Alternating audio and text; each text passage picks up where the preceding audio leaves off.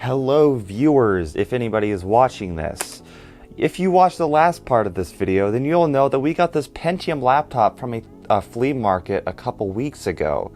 And we cleaned it up, we got it nice, it was filled with bugs, it was kind of gross, but now it's kind of a nice laptop and it works flawlessly. But we discovered that we can't really get any software onto this thing. I don't know how to. If anyone has any ideas in the comment section, let me know. I tried using a compact flash to PCMCIA adapter or PC card or whatever. Tried burning ISO to a disk. Couldn't use the floppy drive because I don't know how to do that. And USB also did not work. But if anybody has any ideas, let me know. But we are going to be seeing what's on these floppies. I got this from eBay and it was basically like, what, 50 random floppies for like 15 bucks. Like, really good deal for just getting a lot of floppies, you know, if I just want to do something with these, right? But I noticed that almost all of these have specific labels on them. A lot of them are handmade, which means that a lot of these, we're not going to have any idea what's on them. And this is probably the most interesting one to me. This is a gray floppy that just says Lorraine on it. Who is Lorraine? Who knows? If you're watching this video and you made this, let me know. That'd be super cool. But anyways, we're gonna put this in here and we already have the files cached. So all we need to do is just see what's on it. Luckily, all of these seem to be GIF and JPEG files. So athos.jpg, what's that all about? So most of the files on this floppy appear to be either corrupt or unreadable. This one is partially corrupt. This appears to be a picture of a nutcracker, I think, or like a drawing of one.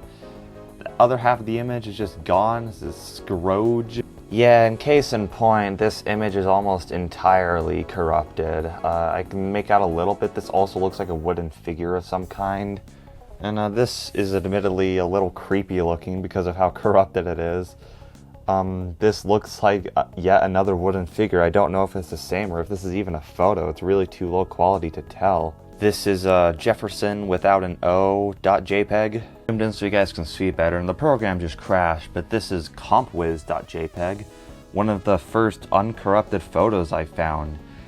And I don't even know what this is. I feel like I'm uncovering something from like ancient relic times. I shouldn't be viewing this, you know? This is jester.jpg, and this one's pretty self-explanatory. Even half of it is completely gone. Checked out all the images. They're either corrupted, missing, or just uninteresting, kind of more of the same. There's a couple of Netscape Navigator files in there, so I tried opening them, hence why the program's open. But those didn't lead anywhere, and I think we spent enough time on one disk. So let's get on to the next one. This one might be fun. It's MS Games. I tried this one previously, and the floppy was broken, but that didn't do anything, obviously. Let's see, Control R. This one just came with a games.zip file, but try as I might, I cannot copy this over to the hard drive in order to unzip it and see what it does. This one is Family Tree Journal. So maybe we'll see someone's family tree in here. Oh man, there's a lot of stuff in here. Okay. Unfortunately, most of this is in weird formats. Like, there's some applications, but I assume there's supposed to be a piece of software on top that can read this floppy and do what it needs to with this. Actually, scratch that. I opened FJG Edit and it opened a text editor with a blinking cursor and nothing. I wonder if I can open something from here. Yeah, let's try and do this. I tried to use the software to select this Diana 1 file, but it doesn't appear that's going to get me anywhere. It auto-populated with 161 though, so I think it knows what I'm talking about. I just don't know how to use the software. But there are a couple of text files in here that I want to open, just kind of see what's on them. Give me some information about how to use this. This book is divided into 3 main sections. The first gives genealogical data about members of the family. The second provides family group sheets for all family groups that include at least one child. And the third section consists of biographical sketches of each family member which chronologically tell the story of the family. Whoa. Each person is identified by a unique number, 161 probably. Numbers are used to distinguish between family members that may have the same name. So I know 161 is a number we can use. Maybe I can use that. The vital statistics about each person appear in sections 1 and 2. Included here will be the date of birth and death, the places of those events, and the dates and places for marriages, as well as the information about the person's spouses or children. Family trees with up to 4 generations of ancestors, descendants of each person, are also included in section 1. These trees could be combined to form a complete family genealogy that could theoretically extend forever. I mean, this floppy was thrown in with a random thing on eBay. I don't think it went on forever. These biographies are free-form in nature and serve to establish more background about the individual than could be provided by pure statistics. Located in appendices in the back is information that's useful for extending the family history. Appendix UA, Appendix UB. Okay, we got a little bit of documentation and an explainer of what this software does, or this floppy. That is really interesting. I'm going to have to figure out how to get that. I'll let you know. I'm going to sit down a bit and let you know if I'm able to do anything with this. So I did manage to find a list of personally identifiable names in this software, but I still can't figure out how to get to like the journal, like bio part, and just kind of how to list the family trees and stuff. I guess this is where you like construct a family tree. Yeah, I have no idea how to use this, unfortunately. I even tried to open the sample document and that did not work. So anyways, I think it's time to move on to the next floppy, which is going to be called Expense C. Alright, and it's kind of just exactly what I was expecting. This is a bunch of Excel sheets, and then we do have Excel installed, I think, so maybe we'll see if we can open these and see what their expenses were like in the late. So it looks like this example template would have belonged to NFG, American Express Corporate Cardholders Expense Report, which is Nabisco Foods something. And I guess you'd fill this out and this would be used to reimburse you for travel, lodging, meals, all that stuff you need to do for work. So I'm not going to say it's cool, the spreadsheet, but I mean, at least it is something. And this disk is written in the foreign language of cursive. I think it says, congratulations, multi-pack, data, something, C, Mark II, W, week 1, new, something, 8/. Okay, I wasn't expecting this. This is a software called PCX Show. It's a PCX image display program. I am frankly not sure how this works. It's talking about chipsets and manually loading images in. Next up is Henry J-TIB, Henry Benjamin Gray, February 17th, 1872 to November 5th, 1937. And this has a single file that says henryb.tif. I don't know what kind of file that is, and neither does the computer. Yeah, I'm not sure what to do with this, but I'm going to save it anyways, just so that way it's backed up somewhere. Next up, we have some admittedly kind of boring CDs or discs. This is Cheyenne Bitware Fax Data for Windows. Oh, this sounds riveting. Okay, Cheyenne Bitware License Agreement, agree. Source directory, yes. It's gonna install, oh god no. Stuff on the chopping block is ISA plug and play Ethernet card. I'm gonna put software in for hardware I do not have. Yeah, and as you'd expect, this is ancient software that probably doesn't even run on Windows 95 given only DOS, so, or no, it's made in 1997, I don't know, but either way, it's completely useless to me, and we're going to move on to a disk called Query and Macro. Wonder if this is for like a conjunction piece of software sort of deal. Wait, no. There's 2 of these, and they both say Query and Macros, but one of them says John Adams. And this is number 1 and this is number 2, so I think I should try this one first. If it has something about John Adams, then I guess I'm out of luck, because there's no way disk number 2 is going to work without disk number 1. And oh boy, we have more riveting Excel spreadsheets. I'm going to pick the biggest one and see what's in it. Ah, drat. The document cannot be accessed, or the server or whatever it was originally hosted on is completely gone. There's no way this is going to work. Okay, yeah, these disks are mostly the same. Let's see if we have any better luck with this one. Probably not. Or, nope, we have very good luck with this one.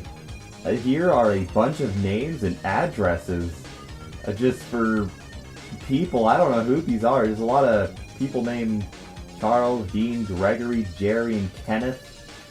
That's kind of crazy, but I guess that's just what's on this disc.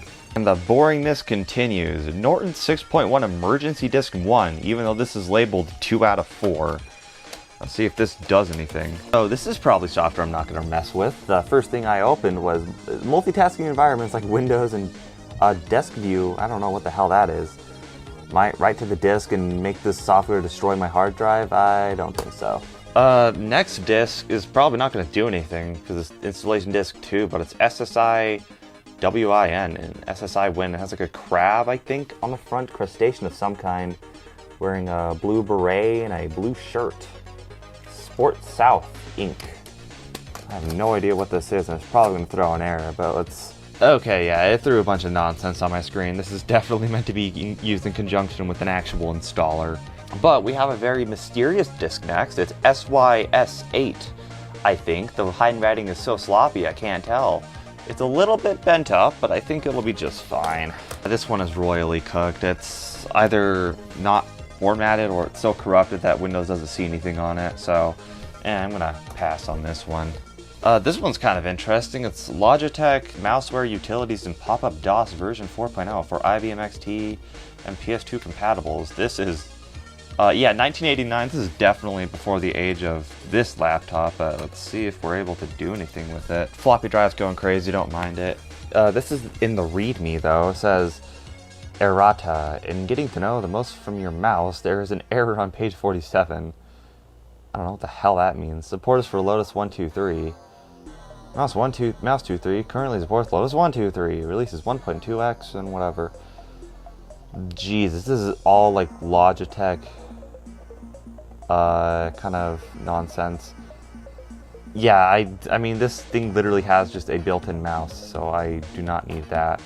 What I am interested in is Pop DOS, because it did say it had pop-up DOS, so I wonder if this will just launch DOS. Is it meant to be like booted off of? Because I don't know how this would work. And says read fault error drive A. Abort, retry, or fail. I'm gonna say abort. And keeping with the theme of spying on random families today, we have Martha3.tib. Whatever that means. Okay, yeah, it's just like that one disc with that guy who was born in like 1837 or whatever. It's just completely, well, not blank, but has an unusable file. But that's kind of interesting. I bet there's a piece of software that opens that if I look it up. Oh boy. Oh boy. Oh yeah. Damn, it says the disk is not formatted. I guess there's no dial-up internet access for us. And this is istmpi.die. Whatever that means. Okay, we got bitmap images. That's cool. Purchase. Welcome. Netscape. That's very weird. Let me go through these real quick. Oh, I see. This is QuickBooks. Fastest, easiest way to manage your business. I'm kind of curious, though, to see what the rest of this says. Apparently, in 1996, this was the #1 best-selling small business accounting software. They say the software is easy to use. I guess you had the option to turn off features you do or do not need, but imagine you're paying for the full software anyway, so why the hell would you do that? And this software can help you save time. Okay, and this is like a pricing graph and feature set list of... Don't mind the fireworks outside, by the way. Day after 4th of July. If it's really $200 though, that's actually not bad if you get to keep the software forever. I mean, every single software these days, you gotta pay like, you know, $20 a month. What? This is pro level software. You get it for $200 once. And I guess if these phones were still online, we could purchase it via the software with a phone number. But yeah, by all accounts, this is just accounting software. So we're going to move on to Windows 3.1 Disk 3. I bet that's going to be really useful. Yeah, there's just some like driver files on here. Nothing exciting at all. It's a bit weird. It says badges, badge.****XLS. That sounds like an Excel file, but it's been crossed out and replaced with coaches. And it also says Disk 3 up there. So who knows what the hell this actually is. And unfortunately, I cannot see what coaches there are in the coaches XLS. And that reigns true for both files. Next up though, we have something pretty interesting. This is supposed to be user programs for the compact personal computer. This is disc 1 out of 2, but I imagine 1 might get us something? I don't know. Okay, well, it came up with this, which is a lot of stuff I do not understand, including a German folder for some reason, but there is a README program. Let's see if that does anything useful. So we have 386. Okay, this must be like a 386 kind of deal. Program contained in this subdirectory is for the compact Desk Pro 386 and personal computer that has 1 megabyte of memory. 1 megabyte. That's all you get. CEM creates a virtual high memory area, HMA. Following parameters has been added. Such jargon, dude. Okay, it doesn't go that bad. Yeah, designed for the 1 megabyte version of whatever this is, though. Let's see about README for EGA. ZH1/618 requirements. I have no idea what that means. Refer to MS-DOS documentation. Next up, though, we have a disk that simply says 4 with a star. Does that mean it's maybe 4? Does it mean it's definitely 4? I hope so. Should I open a file that just says virus? I'm kind of curious.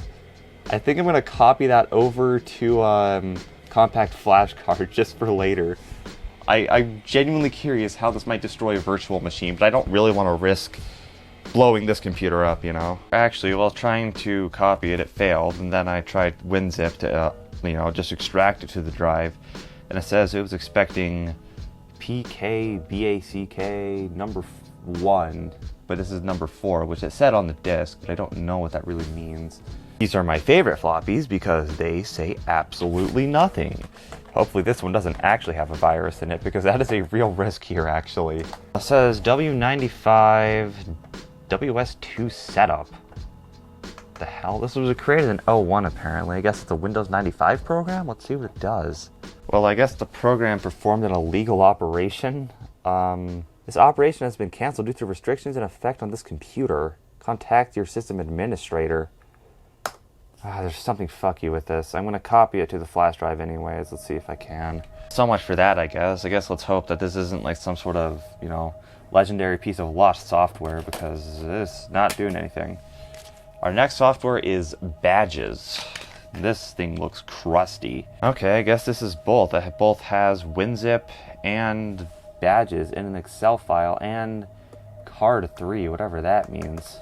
Damn, I hate these errors, man. Okay, there is something here. Kenneth is in region 9738 with CE code 637E46. We have no idea if any of these people's badges were sent to print. Oh, wait, it goes up, it goes up. Oh, it goes up by 1,500 something. Holy mackerel. This is so much private information I'm leaking right here. Okay, there's even more interesting stuff on this drive. This is NCR's commitment to you, Walmart. I don't even know what NCR is, but it says there's a acronym that says PRIDE. It says thank you for your business. Provide you with the highest level of customer service and support. So they must be selling this to Walmart. Walmart Global Support Team is what NCR is doing. That large because of the graphics. I don't know. Okay, that's it. Weird.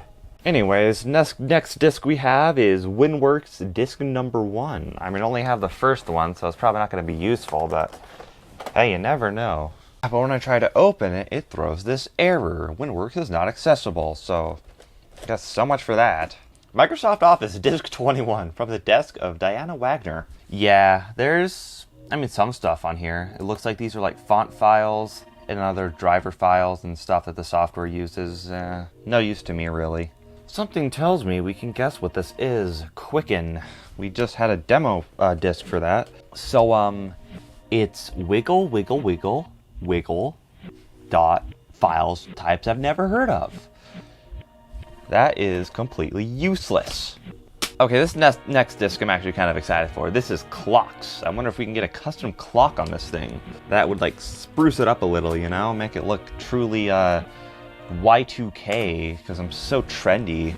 Well, it came as a file, a .zip file called wmbase.zip, so I'm copying it over to the hard drive just to see what it is. And that error is bullshit. You were just reading from the device, but now you can't for some reason. I don't get it, dude. Clocks though, I was looking forward to getting a new clock, But we do have abstract agricult. And in here we have 3 files that match the words on the drive. Let's see if it's an abstract. Maybe there's like some JPEGs of abstract art. So I looked these up. Apparently you can open these in Microsoft Word, I think. So we're going to try that. Well, Word didn't like opening them as is, so we're going to try and import them as clip art, see if that works. Okay, it does appear to be working, but it's making me name all of these things. I don't really want to, honestly. I just want my clip art. And these are all the ones from that folder I couldn't pronounce. It's a bunch of blue on, white on blue clip art of mostly military and like army-based things. I don't know. So yeah, if we look through here, I mean, it's mixed in with all the other clip art, but it's just a bunch of like agriculture, farming clip art. Yeah, I'm not going to go through all of it, but basically this is the kind of thing that you would have bought on a disc just to, you know, spruce up a presentation, make it look a little nice. This is before the era where you could just go to google.com images and copy and paste something into a local presentation. Kind of crazy. I mean, these are obviously very purpose made. I mean, these are all like low color, low resolution. You know, you can't just exactly have a 4K image and expect the computer to be able to handle that. This next one I'd say is only mildly interesting. I mean, it's Greek and Hebrew Dictionary 3, and then GWW5, whatever that means. I see what happened. The disk latchy thing is effed up. Anyways, let's see what this does. So all we have in here is a single file named GWW, and it is a zip file. And if this goes the way it's been going so far, I'm not going to be able to copy this over. Yeah, there is something screwy about this computer and its copying. I think it might just be because of the way it was set up originally with whatever organization it was with. Maybe they want to prevent you from copying files. I don't know. Word links for Windows, 2 out of 2. I don't have 1 out of 2, so this probably isn't going to be very useful to us. Okay, so this has 2 files on it. The one that says disk, apparently that's an ID file, and then WINX 1632.002. I don't know what that does, and it probably does something actually cool when it has the first disk with it. Other than that, this disk could be absolutely anything. Windows 95 Service Pack 1, Net 0, or MS-DOS 5.0 Disk 3. Let's see. And yeah, this is definitely part of a larger installation package given the cut-off file extensions. I imagine this would have been Windows like 3.1 or something like that if this file was written in, what, 1991. This one says it's a Windows 98 startup disk. I wonder if that's true. Well, if there was something on it, it's probably corrupted because it says it needs to be formatted. DOS 4.1. I tried to boot this in the Toshiba 5100 in a previous video, but that did not work, so I don't imagine this disk actually has anything on it. Let's see. Well, it does read just fine, and it appears to have something like MS-DOS on it. I don't know what that's supposed to look like on a floppy disk, but can't open anything. It kind of just loads forever. Card6.doc. I imagine this is going to be a Word file of some kind. Oh, does this look familiar? I think it does. More NCR's commitment to Walmart. Let's see if there's anything else. No, there isn't. And this wouldn't be a complete floppy disk series if we didn't have the classic save button. I mean, this is like as blue as it gets for floppy disk. Okay, there is actually some data on here. There is one application. Let's see if that does anything. Holy crap. Okay, this is cool. This is MasterChef, apparently. The Master Kitchen Management School. F1 help. Let's see what the software can do. Okay, so there's like a whole list here. Okay, this seems fairly self-explanatory. I wonder if there's anything saved in here. F10 menu. And let's see, recipes? I don't know. Recipe file name. I have no idea what that would be. I'm guessing it has something to do with these files right here. I'm not quite sure what they do. I'll try to figure something out. Otherwise, these rest of the files just seem to be things to configure the software. I don't know how to use this, and I probably wouldn't be able to use this in 2025, even if I wanted to. But up next, we have something a little more exciting. Fonts. We could always use some more fonts. Hopefully Comic Sans is in there. We got a couple of Dingbat fonts.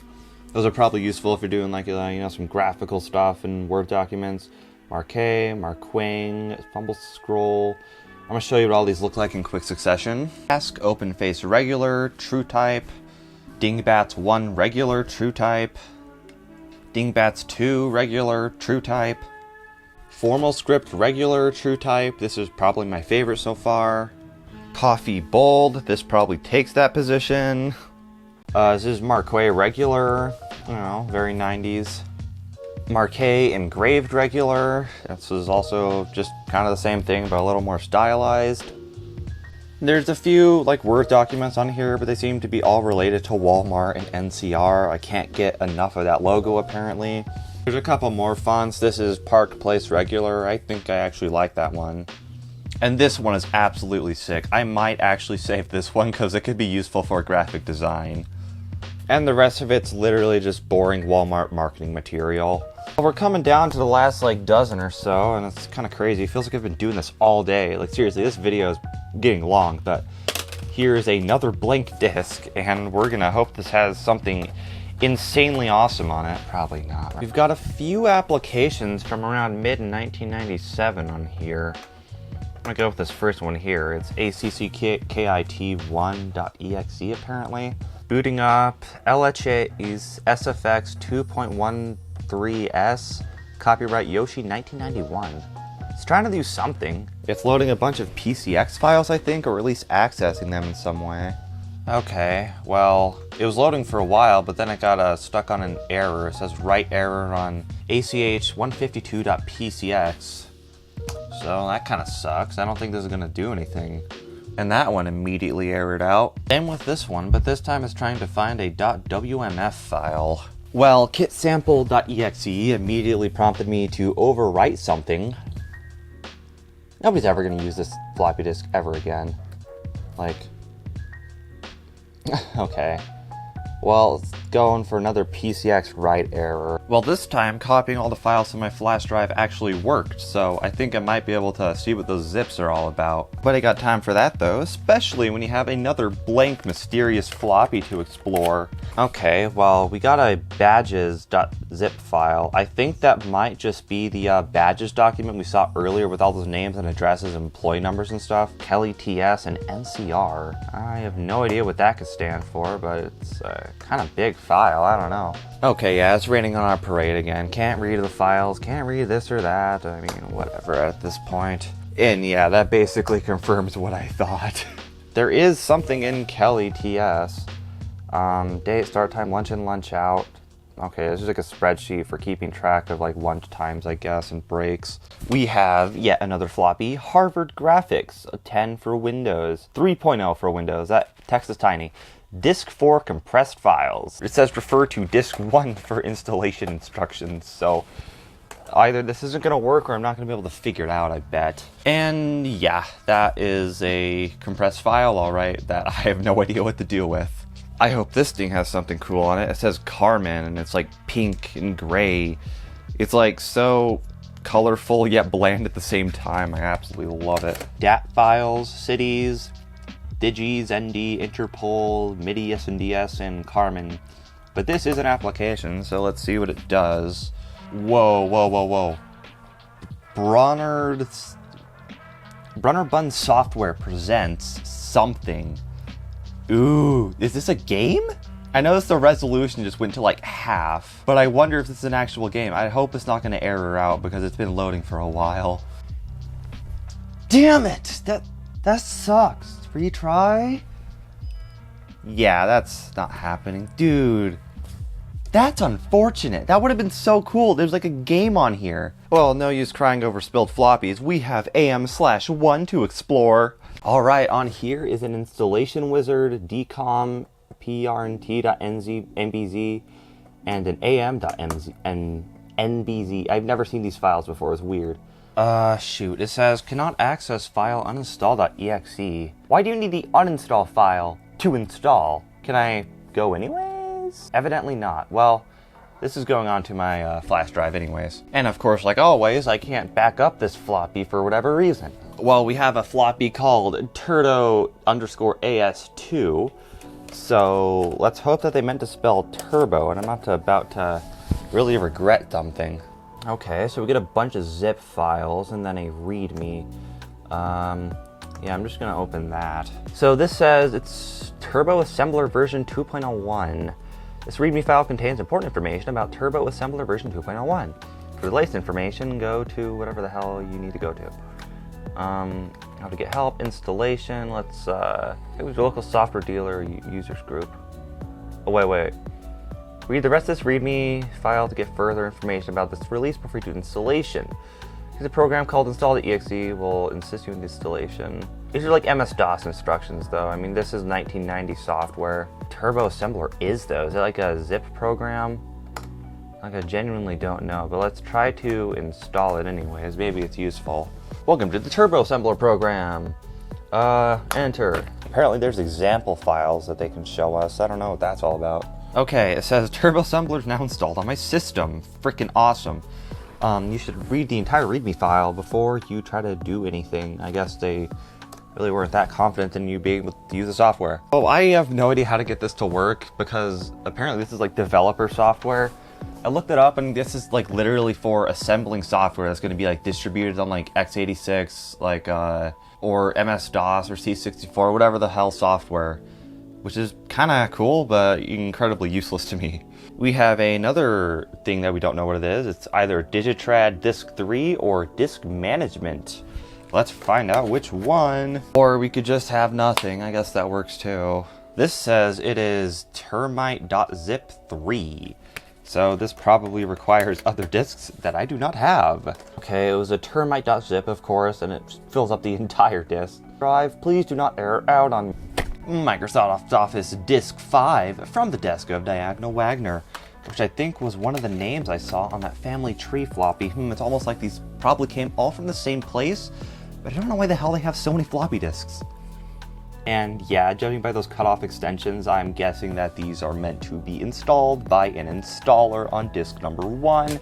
Oh, we got MSPub graphic fillet DLL files. I'm guessing these are graphic files as DLLs. And yeah, these are just DLLs and there's something zipped up that's a DLL. I'm not exactly sure what that is. And we have some of the most mysterious disks saved for last, including this one that's just labeled 1.